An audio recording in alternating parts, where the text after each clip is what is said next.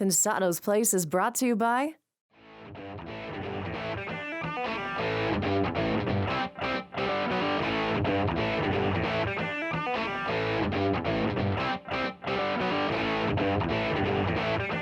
Got a special show with a special guest. We're announcing winners. You're at the place. It's Pensado's Place.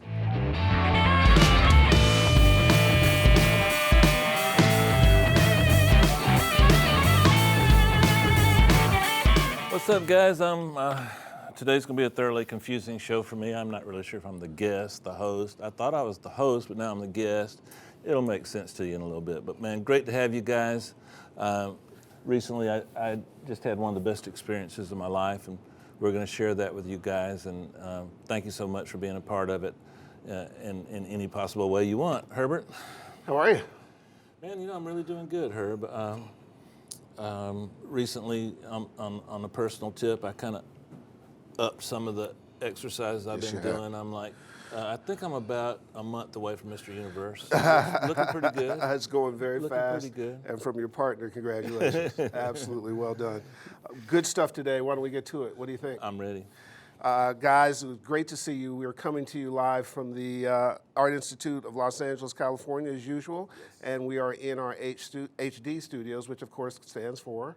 Herb and Dave. Herb and Dave. I'll think of something funny soon. Very good. Hello to our Vintage King friends. Hey, Vintage King, we love you. Good to see you. Jacob Schneider's in the chat room. Make sure you say hello to him. You have any questions for him? No? I do not today. That's okay. You and I have been so busy, I decided to give him a week off. It's their Actually, holiday. I don't have a question. No problem. The cool part is the Vintage King House of Rock giveaway is going on. You can go to vintageking.com/House of Rock. They provided all the gear for this incredible facility, which you're going to find out about today. Incredible is an understatement. The Starship Enterprise custom overhead rack that has 500 series gear is incredible. If you enjoy opulent wealth, 1%ism, and the greatest studio ever, this is heaven on earth. This is your show for sure. So again, enter to win, vintageking.com/House of Rock. Also, to our friends at Avid, great conversation with them this week. Here, let's put it this way. Some cool discussions are being had about NAMM. So if you're thinking about going to NAMM, we'd advise you to go to NAMM. We'll share more with that later. Yeah. Get to their website as well. Lots of stuff going on there. Don't give it away. Well, no, we can't do that. You guys have been wonderful in our education call to action stuff. We're going to run it another week or so. Go to our website, pensadosplace.tv/education. Again, that information is very helpful to us, and we're putting that to good use, which is going to benefit you later. And the cool part, we have a winner to announce from our Indaba contest. Me? Not quite. You can't enter. The fun part about this is Billy Martin just as thrilled about the results of the contest, and you and he and the team selected some good stuff. So let's announce the winner. The winner is Darian Cowgill. Congratulations to him. Oh, cool. Yeah, good guy. And the cool part is we're going to do some, we're going to visit with him later on and shoot a piece and talk about his stuff. I've got some questions for him. The reason I sounded surprised was because I picked 3 finalists, and glad to see he made it. Absolutely. So why don't you tee up Into the Lair so we can get going? Well, every Into the Lair is great, except I think I had a negative comment about one a while back, but it was still great. I mean, bad for us, it's still great. We edited that out. So they did. Tee it up. Let's roll it. I'm known for honesty, and in that grand tradition, this one's spectacular. Run it. Number 6 was panning, which kind of shocked me because we've discussed panning. I've talked to several of our guests about how they pan and why. We've gone over LCR. We've talked to different guys about their philosophies on panning. But there were a couple of songs that I might have chosen in the top 5, but when I listened to them, my head just wanted to go like this. They just felt like they were out of balance. Everything was there was one song I judged on this recent Indaba music contest, and it seemed like everything happened on the right side of the speaker. Panning is a tool and technique that keeps your interest. If you go to the world of painting and art, when you go up to a canvas, you don't see everything at once. Your eye wanders around the canvas, and a good artist can take and control that journey of where your eye goes on that canvas to find different things in the exact order and time that the artist wants you to find them.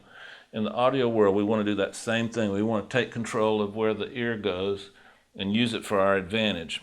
A lot of you guys put something on the stereo bus and it didn't really enhance anything. Let me show you what I'm talking about. I've got L2 on my stereo bus.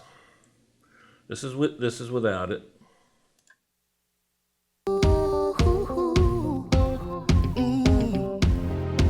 Now here's with it.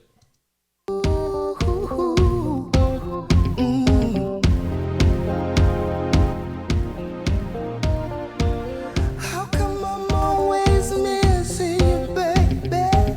Talking about all the things you. It's about a dB and a half lower, but without it. But what it does is a lot of guys use the term glue, and for a long time I was kind of irritated with that term. But the more I think about it, the more they were right and I was wrong. It just kind of, you want compression to glue the mix together, not necessarily make it louder, make it sound better. Sometimes louder is better. Sometimes softer is not better. Sometimes more dynamics, less dynamics. So I wanted this song to be traditional, but still follow anything it had to follow on the radio. So I was thinking in terms of how to make it compete with other things on the radio, but still keep the dynamics that this band is known for. Now I noticed that some of you guys were just EQing just because you're supposed to. I don't have any EQ on my stereo bus. I'm putting some on just to show you kind of what happens if we change the EQ. Now, a lot of you guys were just adding low end.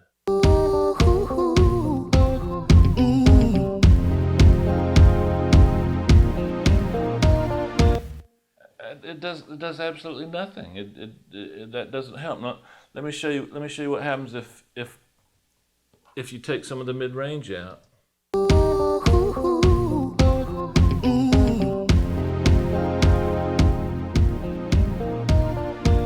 How come I'm always missing you, baby? Talking about all the things. Like we said a million times, that's where our clarity, our emotion, our passion is.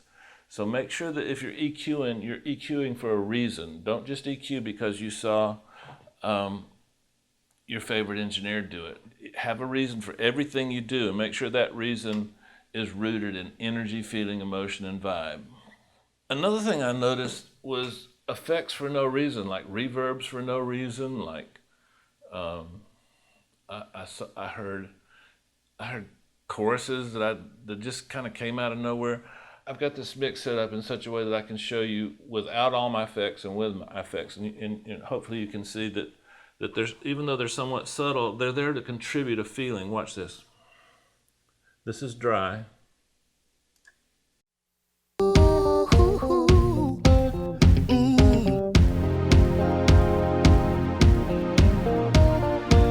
How come I'm always missing you, babe? Okay, now this is with them.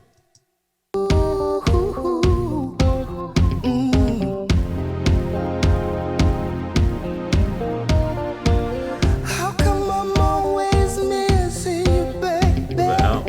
Talking about all the things you do to me. With. Often lose concentration. It's kind of subtle in a way, but what gets enhanced when I add the effects back in is the feeling, the emotion. We're taking his performance and kind of putting effects on it in such a way that it enhances the performance. I don't want you to hear the effects, I want you to hear the performance. Another biggie is compression for no reason. This last Indaba mix, just about everybody put compression on the snare, but I heard very few mixes that had a reason for using it. I'm gonna show you some. What I did was I decided to treat all the drums at one time. I'm gonna take some of the dynamics off with just the drums playing. Okay, here's the drums without anything.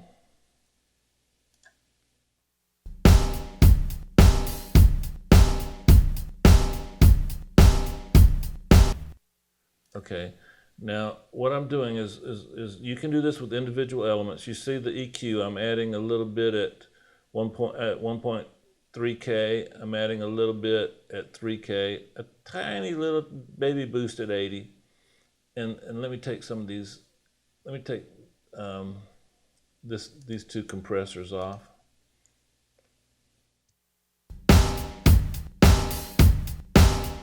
Okay, here's one compressor back on. Other one.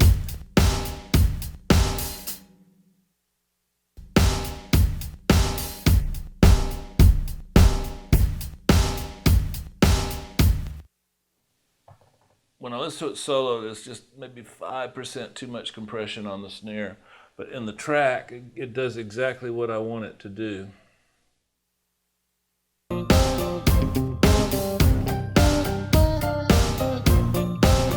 So don't overcompress. Don't overcompress your stereo bus, and don't overcompress your snare.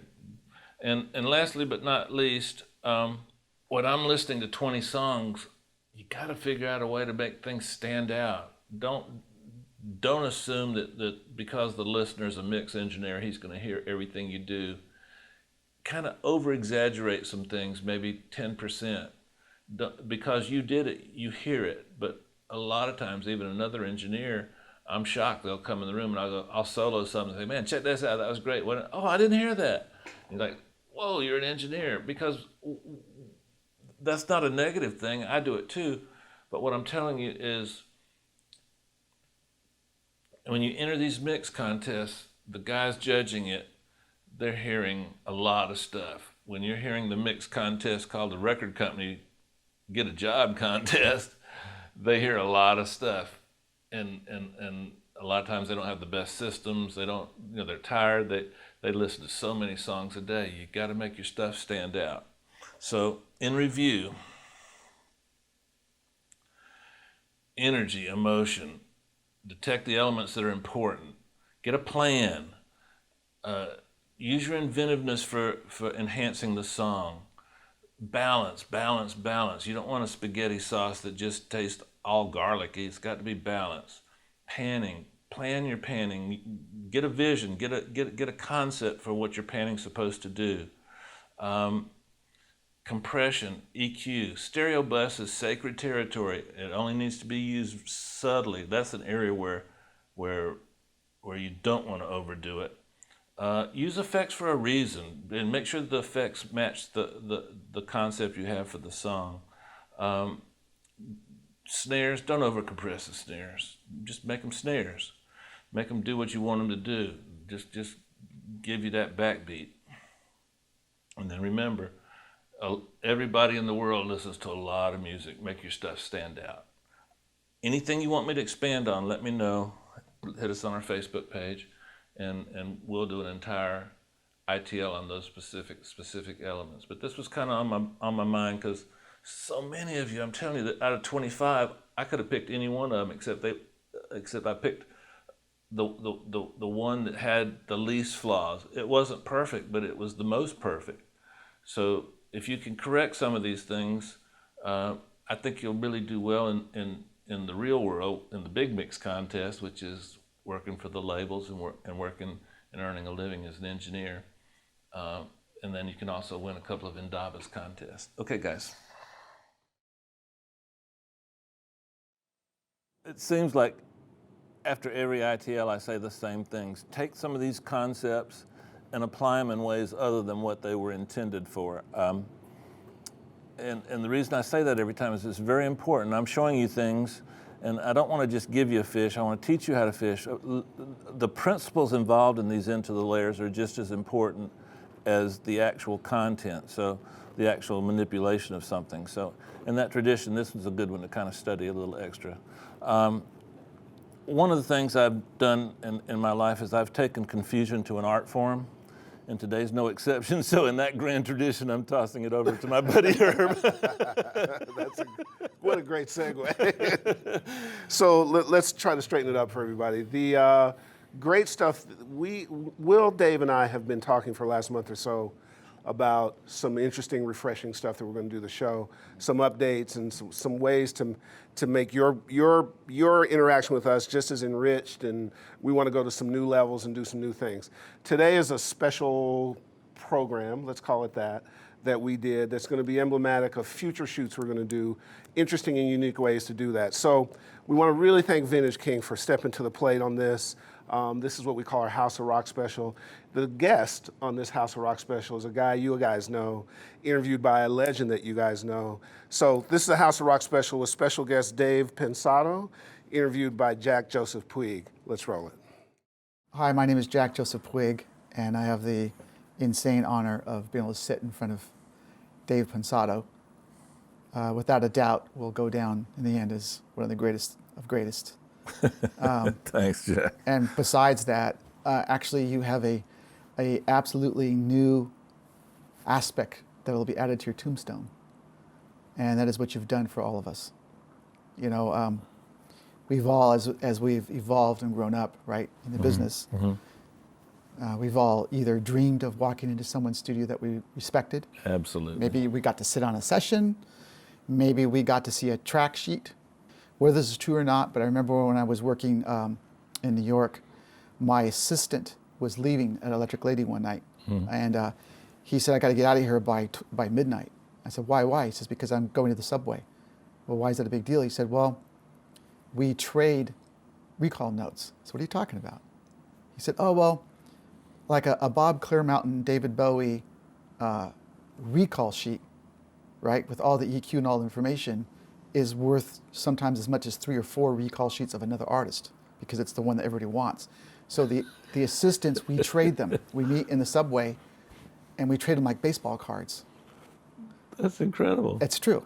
And now kind of disturbing, but it's disturbing, but at the same time, if you think about that, what I just explained, and think about your show, the fact that demonstrates how hungry people were. That's true. For the understanding of what happens behind the glass, like what really happens. It's entirely possible. Right? I would have been at one of those trading meetings. I would have done it. I could have traded a JJP and got anything I wanted. I would have definitely done that 100 million times. Yeah. And if you stop and think about it, you read in any different particular magazine, whatever it might be, about so and so did this, so and so did that, but to actually have the sheet where you could look at it, and what you've done is actually 2 lanes, right? You've done speaking to whoever it is that you've chosen to have on the show, right? And everything that is. And then you've done In the Lair, pardon me. And In the Lair, I got to tell you, I watched them, right? Oh yeah, I watched In the Lair and I'm like, I would have never thought of doing that. I am doing that and taking full credit. Of course. Right? I'm sure it sounded better. I just make that stuff up. I'm not sure it works myself. Well, even if, let's say you did make it up, which obviously you don't. No, I don't. But if you did, still, what that does in terms of opening the person's mind, right, to how it can be done. Because I remember, starting off, coming from the Bill Schnee, Doug Sachs, hi-fi stuff, you thought about what kind of wire you used, and whether it was a silver connector or a gold connector. Yeah. And you got in that whole mindset of tonality, which is important. But it wasn't the mindset of creativity in terms of what we were speaking about earlier the other day when you and I were having the conversation about you taking a reverb and saying, well, I think after that I'm going to put a phaser, and then I'm going to put a compressor, and then I'm going to do this to it, and I'm going to throw out a phase, and I'm going to do this, which is insane creativity. Thanks, right? Jack. And so having that aspect opened up for people, which is what you've done, is remarkable. I mean, you have no idea, and I want to make this very clear before we start, that I am speaking for the entire globe of the professional and non-professional people coming up, right? Producers. Well, thanks, Jack. I guess I'm going to head on out now. I mean, No. it's kind of... It's Where do you go fantastic. after that, man? Thank you so much, Jack. There's tons of places to You're go the from there. best. I was wondering if you could share with me, if you were comfortable, what are some of your favorite moments when you think about your career As an engineer? as anything? Do you have any favorite moments that you remember? Oh gosh, yeah. I mean, my life is just a series of favorite moments. I've tried to live my life I heard that Quincy Jones once said, you always got to leave a little room for God to walk into the control room. And it rang a chord with me because I've always felt you need to kind of leave a little room in everything you do for an adventure to happen. Right. Like sometimes I just get in my car and just drive till I get lost, turn on my navigation and come back. And you discover places. Like I was talking to my friend and I discovered a little place called Valverde that way, just leaving little adventures and places for that to come in. So playing in different bands, gosh, there were so many moments. Some I can't repeat, some I can. Just in engineering, probably my best, greatest moment was the first time someone said to me, Dave, I want you to do this mix, and I want it to sound like, and they said something that they'd heard I'd done in the past. Oh, fantastic. Prior to that point in my mixed career life, they were asking me to sound like you, sound like John Gass, Mick Wazowski, all the top guys in the 80s. Every mix I ever started, my instructions were, can you make this sound like fill in the blank of whoever had the top 5 records at the time. The first time somebody wanted me to be me was a seminal moment in my creative life. And as you know, you and I are not good at separating our creative life from our regular life. So That's right. So the quality of my life is dependent on the quality of my creative life, which is the worst possible way to be. Like, if something goes wrong in the mix, I'm depressed for a month. I've tried not to be that way. Several of my mix friends, including you, have tried to talk me down off the ledge a few times. But another big moment was, and I'm not saying this because you're here, but the first compliment I got from you in a Ron Fair session kind of made me think, maybe I can do this. Like Jack really likes this. He wouldn't lie to me. He doesn't know me that well. He has no interest because you also worked for Ron at the time. And so a compliment to me could have possibly meant less work for you.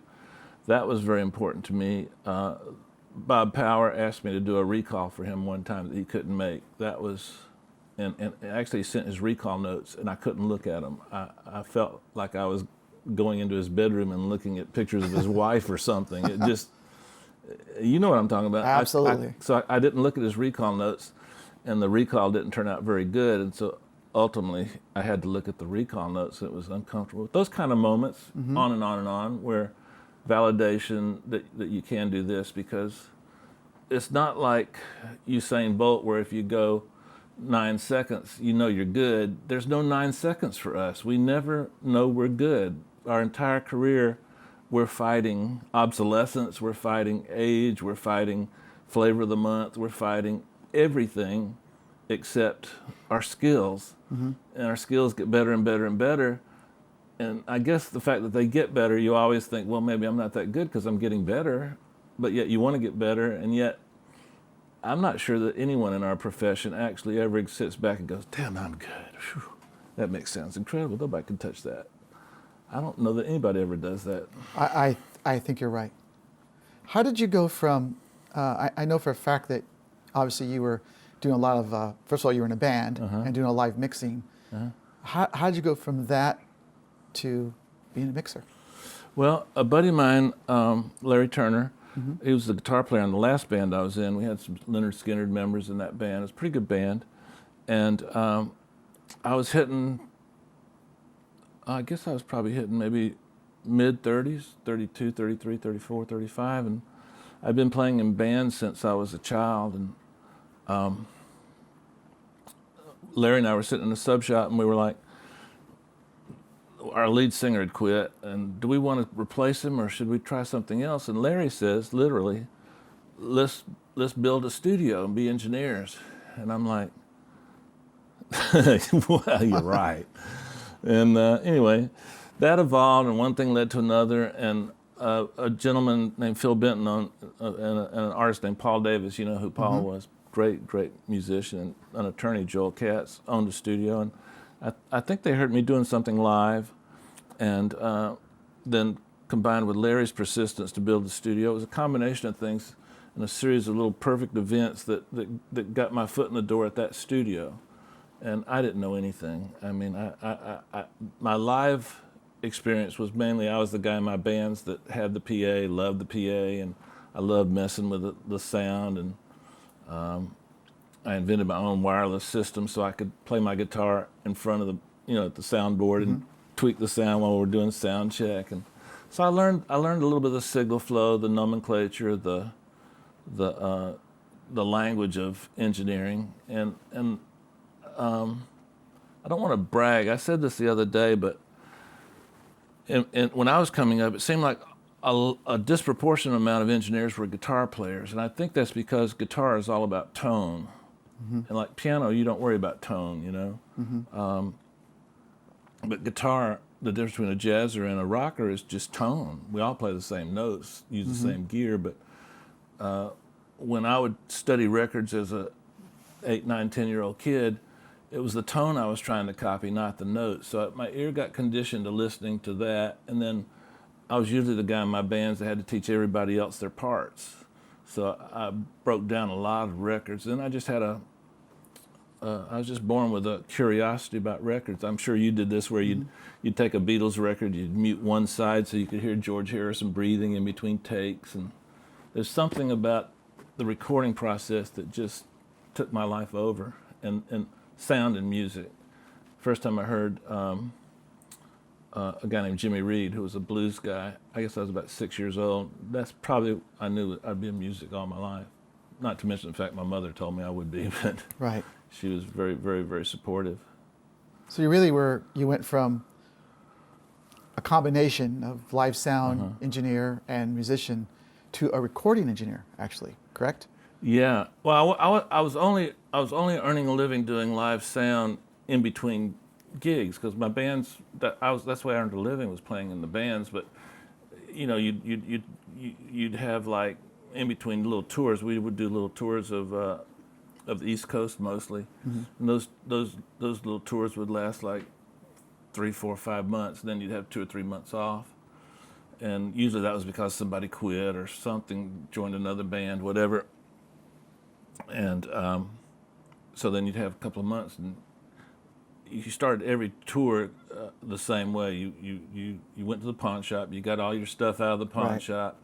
The first few gigs, you paid everybody back you'd been borrowing money from for the last 2 months, 3 months. So then you figure, okay, we got another 5 or 6 months, maybe 4 months, so I can spend a little money, buy some new gear, and then the tour gets cut short, so you come home broke, you pawn all your stuff. And that's how the live thing came, was another way to earn a living, still staying in music without having to get a regular job. I think most of us become engineers because we don't want a real job. We had an affinity for women, so we thought that proximity would help us in that area. And then you start getting into the profession, and it's nothing. You get no women. You work 14 hours a day. You'd be better off with an 8-hour job. But we didn't know it. We didn't really realize that, that these years went by, and maybe I've been better off working at McDonald's in terms of money, because we make a lot of money, but we only make it near the end of our careers, That's right. It seems like for cats like us that everything is just a natural flow. When I look back at my life and my career, it doesn't seem like there's definite chops and spaces. It just seemed like it's just one long try to make music, can't make it as an artist, try to make it as a local band guy. That didn't give me the results I wanted in terms of record label deals. Might just flow over here a little bit and flow over here, and then I went to England, that didn't work out, and then I came to LA and it worked out, How I would sum up that and sum up you is that I honestly feel that your actual organic DNA, what you default to, is seeing the ability to see beauty in everything. It's one thing I could say about Dave Pensado is you always see beauty in everything. Whatever it is, you see the beauty in that particular thing. And I think that's why you are A, so successful, and B, why you make such amazing, beautiful records that are, DC the Light, they're beautiful sounding. You can walk in them, you can feel them, they change your life, and all that's because they're coming from the actual beauty that you have. It's actually something that's in you. Thanks. I think that's your success. Do you think a person without life experiences can be creative? Aren't we all a product in our different respective professions, like some of the cameramen here, when they go and they do something artistic on their own, if they have no life experiences, it's not, their art's going to be bland. I'm not saying that what 100%. we do is art, but I think everything we do has a little art in it. And without life experiences like getting the crap kicked out of you in life, sometimes those experiences are what translate into the things that we try to do on a creative level. Well, all of us have had someone come in and say it's not to their liking, or they didn't quite like it. It could be something small, and it could be the whole thing isn't correct, right? And for me, and I'm sure it is for you, those are the situations that make you go like, I don't want that feeling again, Oh yeah. right? And absolutely. so 100% affects you when you talk about life experience. That would totally affect you to stay that extra hour, 2 hours, 3 hours, you know, to be obsessed with getting it correct, Yeah. right? Yeah. What we were talking earlier. A lot of what I do for me. I don't do for the client, because the client, their expectations are met way before ours are. You know, are you that way? 100%. But out of everybody I know, I'd have to put you in the very highest of that. I've never seen a person that works so aggressively for detail as you do. Thanks. You are very, very detail driven. I think mixing is a sum of thousands of little details. And they all add up. It's not know- just one big snare drum sound or one big vocal sound. There's all sorts of minute little details, the sum of which can create something pretty large. We've had a few clients that you and I share. We'll mention Ron for a moment, Yeah. because I think we can. Yeah. Ron is that way, right? You get a mix that you think is really pretty much there, and he listens to it and then starts writing in stream of consciousness, he calls it, Yeah. right? His notes. Yeah. And you look at them, and sometimes some of them feel like, okay, I guess, right? And I've noticed with him is that as you get to the third or fourth set of notes, the record starts to go like ding, ding, ding, ding, ding, Oh, ding. yeah. You're like, wait a second, it's really getting better. And I really thought I had it great. Yeah. He was right. He was right. And that is exactly what we're talking about. Just details, right? Small little Yeah. details. We both learned. I hope Ron doesn't ever watch this, but we both learned so much from Ron. I don't want to think Absolutely. I'm bragging on him for any ulterior motive, but I thought I was pretty good until I met Ron. I mean, I've had Ron come in and just listen, not even make it past the intro, turn around and walk out and leave and say, when you're ready for me to come in, call me. And I'm like thinking to myself, I spent 3 days on this. I think I'm ready. Right.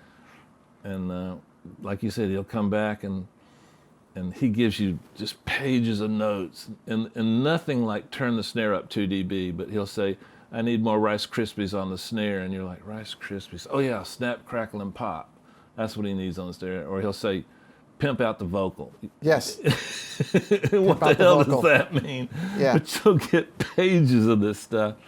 And the beauty about Ron, and I wish all my clients were like this, they give you directions, but they give you a range within which to implement those directions. That's And right. I think that's brilliant on his part, because he knows, he plays you and I like a fiddle. 100%. 100%. But the truth is, you know, when you've dealt with and worked with people like Ron, and there's many others, right?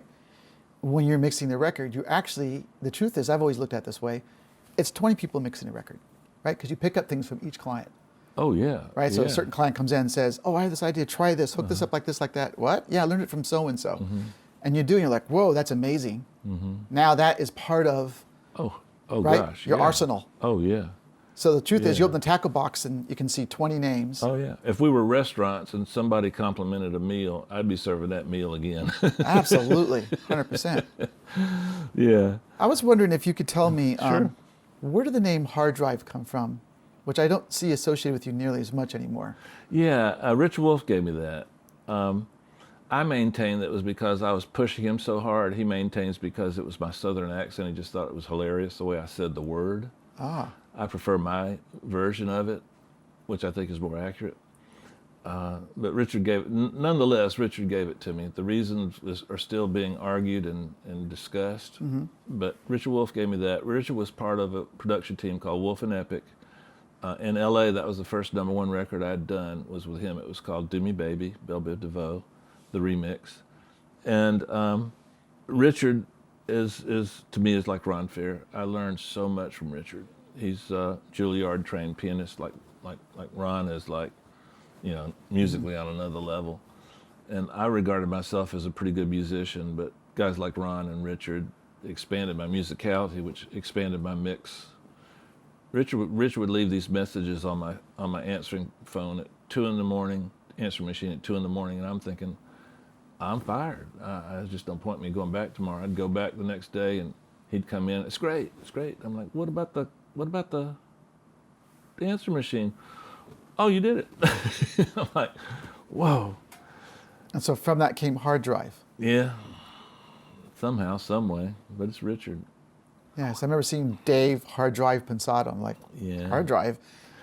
I kept it because you remember our friend Lil Silas, one of the all-time greats in the industry. A lot of people couldn't remember my last name, but they'd call Lil and say, I want that hard drive guy that worked for you on so-and-so records, because I did a lot of work in the first 6 months I was out here. I did a lot of work for Lil. And so it became an easy way for people to remember who I was, because they couldn't pronounce, well, I can't even pronounce Pensado now. They couldn't pronounce my last name, they couldn't remember it, but they could remember hard drive because they were just starting to get popular. We were at about the 20 megabyte stage back then. Yeah. And so it was a way for people to remember my name. And I kind of dug it, you know. I never really had a good nickname. Yeah, I always liked that name because it had the digital connotation to it. Yeah, in a way it did.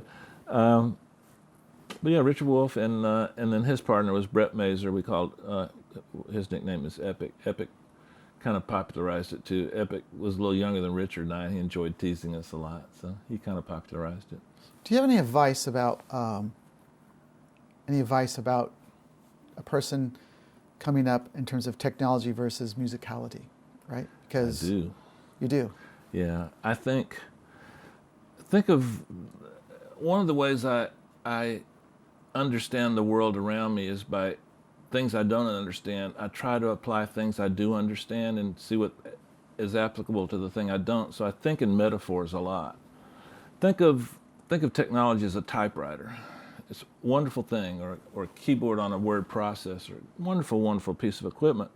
But until you actually write a novel with it, you haven't accomplished anything but become a good typist. The technical part of what we do is incredibly important, but it's only typing. At some point, you got to write a great novel. So I think that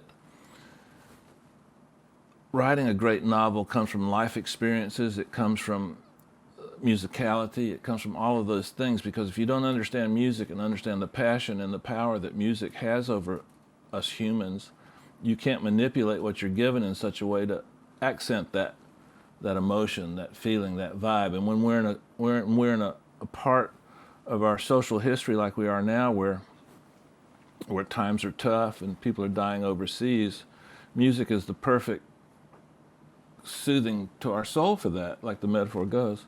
So if you don't have musicality and understand music and understand the power of music, I'm not saying you have to understand all the nuances of music theory, but what I am saying is you got to understand the power of music, the passion of music, understand how when someone says, man, I love the Beatles, understand why this person likes the Beatles, or this person likes Jay-Z, understand why. And once you understand that, then you can have a very good career in engineering, because engineering is not about typing, it's about taking someone's rough draft novel, editing it down, make it concise, make it tell the story it needs to tell, arranging it so that it has impact on another person's life. Now that's kind of an overblown, lofty description of what we do for a living, but at our best, that's what we do. At our worst, we just improve it a little bit. But I don't think we've ever made anything worse, you know? Mm-hmm. And most of the time, when we get something, it's someone else's creation. It's someone who a lot of people said, this is good, because a lot of people along the way put money into it, from the record company, from the guy that helped support the artist back when they were poor, all the way up and down the line. This, by the time it gets to us, it's been certified as good. So it's not our job to discern good from bad. It's our job to assume that this is good, and how can we make it achieve the goals that it was created to achieve. In other words, sometimes we're trying to sell records, sometimes we're trying to sell a concept or combinations of all different kinds of things. And without having musicality and a great firm technical background, when I say technical, I mean I want you to go down to the electron and figure this stuff out. Now, you don't have to do it in a week, you don't have to do it in 5 years, but if you truly love engineering like you and I do, you absorb this stuff naturally. You know what I'm saying? Like, I'm sitting in a room now that just gives me a feeling that I just want to never leave this room. It's just, I look at the gear, a lot of which is yours. I look at some of the Vintage King stuff, and it's just spectacular. The feeling in this room is what we live for. Right. But it's a typewriter. Without a great record coming through here, a great piece of music coming through here, it's just a room with great gear. And you and I are that interface between the creative world and the technical world. And we sit right dead in the middle. So we've got to be excellent at both. And God didn't bless a lot of people with that kind of brain to do that. Let's talk about the editing perspective for a minute, from the standpoint that, a record producer hands you a record to mix, correct? Mm-hmm. And in their mind, they've flushed it out. They spent years, weeks, months, hours, whatever it might be, making that record. Mm-hmm. And let's actually distill it down to a song, let's say, and they hand the song to you to mix. Mm-hmm. And you listen to it, and I've read on more than one occasion, you listen to it the first time and you like to write down notes about what you think that is. I like my right? first impression. Yeah. Because you want to keep that first impression, because we can obviously become endeared right to another perspective because we think it's great, but actually our first instinct was correct. Usually, yeah. Right? But yet you are famous and known, right, for not just balancing the record and putting a limiter on something and some reverb and a delay in the chorus. Mm-hmm. You'll actually sometimes take that record and turn it upside down and actually change it, right? So what I want to know is, when you're making that decision, you're like, all right, I think the intro shouldn't be this length. Mm-hmm. I know you've told me that one story about the Pink record, for instance. Mm-hmm. If you're comfortable, I'd love to hear you talk a little bit about how you came to the conclusion of wanting to change that intro. Okay. A, and B, if you make that change, producer didn't hear it that way. He didn't create it that way. The musicians didn't play it that way. How do you see that? Music consumes my life, and has consumed my life since I was 3 or 4 years old. My mother's named after the opera Aida. I grew up in a culture, and from a culture, that music is a very important part of our heritage. My parents are both from Spain, and I never had a moment that music wasn't a part of my life on some level. My mom loved R&B instrumentals like Hugh Masekela, Grazing in the Grass, or Booker T and the MGs, and then she would play Tchaikovsky. She loved a lot of the romantic writers, and then she also loved a lot of the nationalist writers, Rimsky-Korsakov. She loved some of the darker guys, Bartok, Schoenberg, Mahler. So I always had music around, and then, like I said earlier, when I was 6 years old, I discovered the blues, and it just, there's something about American blues that just captures the imagination of young, aspiring musicians. Like when you look at what happened in England with Clapton, with Jeff Beck, and those guys are here with Duane Allman, or even Charlie Parker. Even the jazz world has a lot of blues in it. I listened to so much music. I mean, there was never a time when I didn't either listen or play, because I started playing guitar at a real young age. I think I was 2 or 3 when I first picked it up. I probably, an average day, if I was awake 14, 15 hours, I was doing something, listening or playing music for 8 or 12 of them. So I don't have to think what's right. I know what's right. I know that sounds arrogant, but it's just a function of growing up in a musical family. Mm-hmm. I was smart enough to pick the right parents, and I just feel it. I know it, and I know that sounds arrogant, but it's not coming from an arrogant spot. So when I sat down with "Get the Party Started" by Pink, Linda Perry had produced it. It was flawless. Linda, as everybody knows, is one of the greats. It didn't really need anything. So it just felt to me like we were getting into the song too fast. It felt like, I don't know, it was just something I felt. And so I asked Linda, would it be okay if I show you an idea? She said, yeah, of course. So I took the rough mix, I ran it through Serato, and I just did a major scale. Up with the rough mix. Each one of those, I chopped it in little little 16th note segments, Serato to a major scale, and that's what starts the song off. And I've gotten a lot of compliments on that. And it doesn't mean that Linda did something incomplete. It was just something that I'm the average listener too. I'm not just an engineer. I buy records. I love records. I mean, I'm the typical person that you're trying to please. So so take advantage of that, you know. Right. And when I presented it to Linda, she was like, "Yeah, I was thinking about something like that. I like it. Let's keep it." So you rang her up and asked her if that was all right. Do you always do that? Do you always ring up? It depends on the client. As you know, going back to Ron Fair, there's some things where Ron encourages you to move within a certain lane. There's some Right. things where you know not to touch. The end of Be Without You, Mary J. Blige, I don't know why, but I just heard a different color to the vocal, so I added some distortion to the vocal, and Ron loved it, you know. There have been times when I've come up with ideas and they didn't like it, but I never take that personal. My job is to contribute a bunch of ideas, pick and choose the ones you want, the ones you don't want, we just move on. If it's a good idea, I'll remember it and use it at another time. But as a mix engineer, we're low down on the food chain. We have to take our orders from record company presidents, A&Rs, and then artists, then producers, and then girlfriends sometimes, you know? Right, absolutely. And Including the maid. yeah, so if you don't have that ability to put yourself at a corporal level, you know, you're not quite a private, but you're not a general, then you can create an atmosphere yourself where the client is comfortable receiving a bunch of ideas, and you let them pick and choose the ones they want. It's their creation. We're a guest there, but that doesn't mean we can't contribute something and let them reject or accept it. But have you ever been in a position where let's say this intro situation you just explained with Pink, where you really, really were passionate about it? Yeah, This yeah. makes sense. Yeah. The client comes in, listens to it, and goes, Yeah. nope, I don't hear it that way. I did da da da da da. Yeah, that's When do you know? Okay, delete. Or when do you fight for it? How far do you go? I was mixing recently a song for Tricky Stewart. I can't remember the artist. It was somebody. I don't think it was Bieber. It might have been. I can't remember who it was, but it was just recently. And he told me, give it an 80s feel.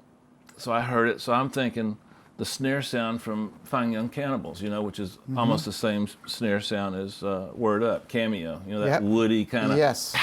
gated thing. Yes.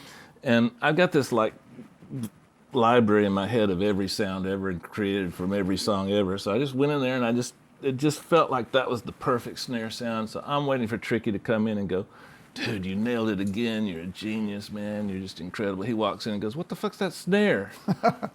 I'm like, it's good, huh? I hate it. Turns around and walks out. I'm like, oh, he's got to be kidding. This is incredible. It's perfect.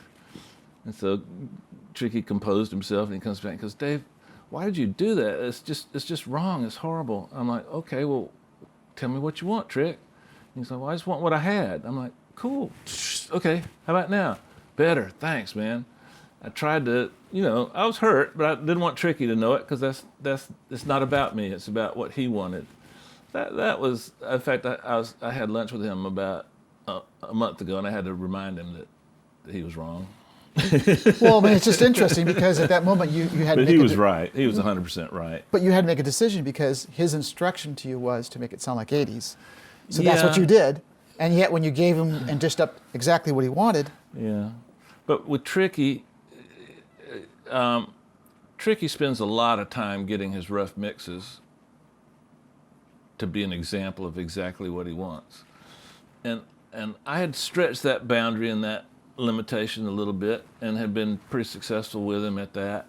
And we had done Single Ladies. We'd had a bunch of #1 records at that point, so I'm feeling a little cocky, you know. And it was completely my fault. Tricky didn't do anything wrong. In fact, he should have never worked with me again, probably. But because we're friends, he gave me a little latitude. But yeah, I can make mistakes, and you learn from those. Back during the day, when I first started, sometimes I'd replace a snare sound with a better sound.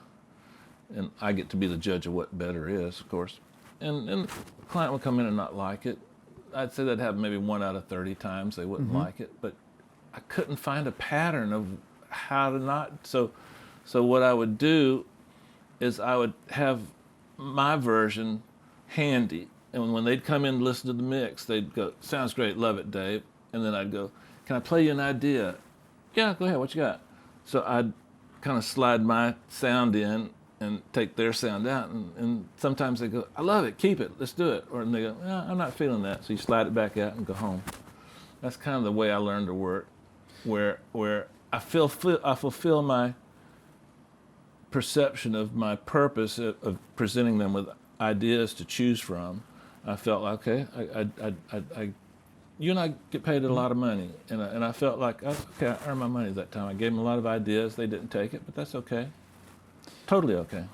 I know you've said to me in the past that you mix for clients. Mm-hmm. Can you expand on what that means exactly? What do you mean you mix for clients? Well, I'll give you an example. I was in a position not too long ago where I could have either pleased the record company executive or the client. If I please the record company executive, I get 20 mixes a year from him. If I please the client, I get 20 mixes a year from him. So it wasn't choosing between one or the other. And I chose to please the client, and I've never worked for that record company executive again because I pleased the client. And you've been in situations like that a million times. And there's very few record company executives, we've mentioned several today that are, but there are very few that are actually musical, and that's not their job. Their job is not to be musical. Their job is to sell records. And there's some that combine musicality and love for music and the right passion and all that. But at the end of the day, somebody's going to take an accounting of how much money they spent, how much money they made. If there's more money left, keep your job. Didn't do so good, you're fired. So I understand the position of the record executive, but because when we say the client, that's usually the producer, the artist, and sometimes both. I'm more comfortable in that world because that's my world. That's the world that you come from. That's the world that you live in. And so like we've been talking a lot about Ron Fair, the hardest things I have to do are when Ron has one vision and the artist has another. I can't sleep at night. I get acid in my stomach. I get heartburn. My heart palpitates. It just kills me because you can't please both. And so, like I'll give you an example. Sometimes Ron Fair would treat Mary's vocals in a certain way, and Mary would come in and hear it and not like it, and she'd ask me to change it. Well, should I get permission from Ron or should I change it? You know what I'm saying? And make Mary happy. So you're always running those kind of balances, but at the end of the day, I tend to work for the creative people, and in some cases that can be the record company. Like Ron's very creative. So in some cases it's not the record company.